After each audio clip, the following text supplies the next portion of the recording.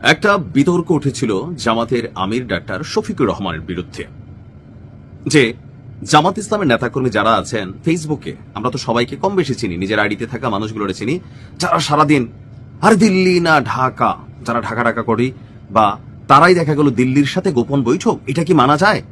এটা নিয়ে একটা ন্যারেটিভ তৈরি হয়েছিল না, যে আমাদের জামাতের আমির আন্তর্জাতিক গণমাধ্যম রয়টার্সকে দেওয়া একটা সাক্ষাৎকারে তিনি বলছিলেন যে ভারতের, তিনি যখন অসুস্থ হয়ে হাসপাতালে ছিলেন, নিউজ হেডিংটা ছিল ভিন্ন, যে ভারতের সাথে জামাত আমিরের গোপন বৈঠক, কিন্তু আসলে বিষয়টা ছিল কি, তিনি ছিলেন হাসপাতালে, অনেকে তারা দেখতে আসছে, কূটনীতিকরা, ভারতেরও দুজন কূটনীতিক দেখতে আসছে। আসার পরে তিনি জিজ্ঞেস করছেন যেটা আমরা জানাবো কিনা, তো তারা বলছে এখন জানাইয়েন না। তিনি না জানানোটা এটা অবশ্য ওনার মিস্টেক ছিল, যেটা নিয়ে তিনি পরে একটা বক্তব্য দিয়েছে। যাই হোক, বাট জাতির মধ্যে একটা জিনিস ঘুরপাক খাচ্ছে যে না না না, ঘটনার মধ্যে মনে হয় প্যাচ আছে, ঝোল আছে।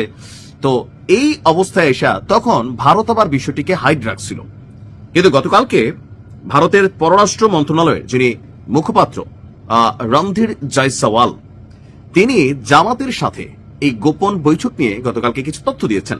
তো ওনার তথ্য দেখে আমার কাছে মনে হয়েছে এটা জামাত আমিরের যে বক্তব্য, সেই বক্তব্যকে সাপোর্ট করে গেছে। অর্থাৎ ভারতের সাথে বাংলাদেশের যে রাজনৈতিক দলগুলো আছে, আপনি বৈশা বৈশা সারাদিন ফেসবুকে আর অনলাইনে অফলাইনে যা ভাবেন, বাস্তবতা কিন্তু তা না। বাস্তবতা হচ্ছে প্রতিবেশী রাষ্ট্র হিসেবে সুপার পাওয়ার হচ্ছে ভারত। সো ভারতকে সমীহ করতে হবে, ভারতের সাথে সম্পর্ক ভালো রাখতে হবে। আমরাও তো চাই ভালো, আমাদের কথা হচ্ছে আমাদেরকে ন্যায্যতা সম্মান দিয়া বন্ধুত্ব করেন, কিন্তু আপনি বড় আমি ছোট, এটাতে আমিও বিশ্বাসী না। ভাই আমার কম আছে আমি কম খাম, আপনার বেশি আছে বেশি খান, কিন্তু আমাকে আপনার রেসপেক্ট দিতে হবে, কজ আমি আপনারটা খাই না। আপনি আমার থেকে নিচ্ছেন ব্যবসা, আমি আপনার থেকে নিচ্ছি, সো এটা শুড বি ইকুয়াল। এটা যখন না হয় তখন আমাদের জলে, আমরা প্রতিবাদ করি, কিন্তু সম্পর্ক খারাপের পক্ষে আমি না, সম্পর্ক কাটাপের পক্ষে আমি না, গ্লোবালাইজেশনের যুগ। তো ওই জায়গাতে এসে ভারতের যেই রণধীর জয়সওয়াল, তিনি গতকালকে যে বক্তব্যের একটা উত্তর দিচ্ছেন, যে রণধীর জয়সওয়ালকে সাংবাদিকরা প্রশ্ন করছিল যে বাংলাদেশের সাথে আপনাদের কেমন সম্পর্ক, জামাত আমিরের সাথে গোপন বৈঠকটা আসলে কি হয়েছিল, এটা কি স্পেশাল কোনো বৈঠক ছিল, এটা কি অন্য কিছু ছিল? তো তিনি বলছেন যে বাংলাদেশের সঙ্গে ভারতের অত্যন্ত ঘনিষ্ঠ দ্বিপাক্ষিক সম্পর্ক রয়েছে, এটা তো সত্য। গতকালকে ভারতের সেনাপ্রধান বলছেন বাংলাদেশের যে সশস্ত্র বাহিনীগুলো আছে, সেনা, নৌ, বিমান, তাদের মধ্যে নিয়মিত যোগাযোগ হয়।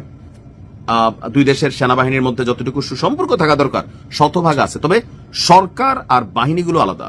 সরকার যে আছে ওনারা উইরা এসে জুইরা বসছেন, দয়া কারু পাইছেন, কোন এনজিও কোটায় পাইছেন, কেউ ওই অমুকের কোটায় হেলোতে পাইছেন, এরা সাময়িক, এরা চলে যাবে। সো এদেরকে ভারত পাত্তা দিচ্ছে না, জনগণই তো এখন পাত্তা দেয় না, ভারত কই থেকে দিবে, বুঝতেছে যারা দুধ ভাত ওই টাইপের একটা সাময়িক।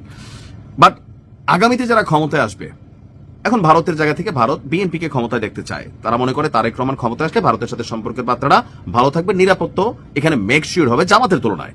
তো তাহলে জামাতের সাথে গোপন বৈঠকে আসলে কি হয়েছিল, এটা নিয়ে তার বক্তব্য হচ্ছে যে ভারতীয় হাই কমিশনের কর্মকর্তারা বাংলাদেশের বিভিন্ন রাজনৈতিক দলের প্রতিনিধিদের সাথে সংলাপে অংশ নেন। এটা একটা চলমান প্রক্রিয়া, এটা একটা কূটনৈতিক প্রক্রিয়া, এটা প্রত্যেক দেশেই হয়।